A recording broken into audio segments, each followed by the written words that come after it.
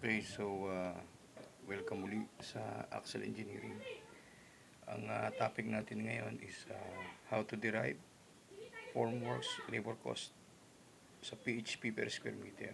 Okay, so per square meter labor cost. Ngayon, ang ating unang i-consider dyan is yung productivity rate sa formworks. Ang ginamit ko is 3.5 man hour per square meter. 3.5 man hours per square meter. Yan ang kalimitan.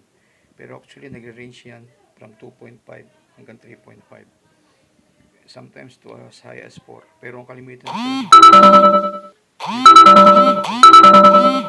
so ang salary rate natin gagamitin is 700 pesos divided by 8 hours. So magiging 87.5 pesos per hour. So ang formula na gagamitin natin sa labor cost is productivity times rate times 1.3.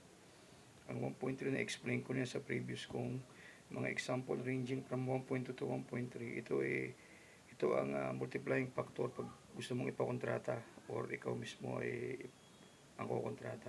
Okay? So substitute natin 3.5 sa productivity at 87.5 sa rate times 1.3. Lumalabas po is 398.15. So sa ngayon, pag kukontratahin mo, ipakukontrata ang formworks, papatak yan ng 400 pesos per square meter. Okay, so I hope meron kayong bagong natutunan mga ka-construct. Recap natin, ang kailangan mo sa derivation is yung productivity rate, which is 3.5.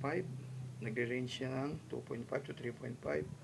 Then salary rate, so nag-iiba-iba ito depending the time at saka sa locality. Ang ginamit ko is 700 pesos. Ngayon, labor cost now is productivity times salary rate times 1.3. 1.3 multiplying factor. Substitute 3.5 times 87.5 times 1.3 is around 400 peso per square meter.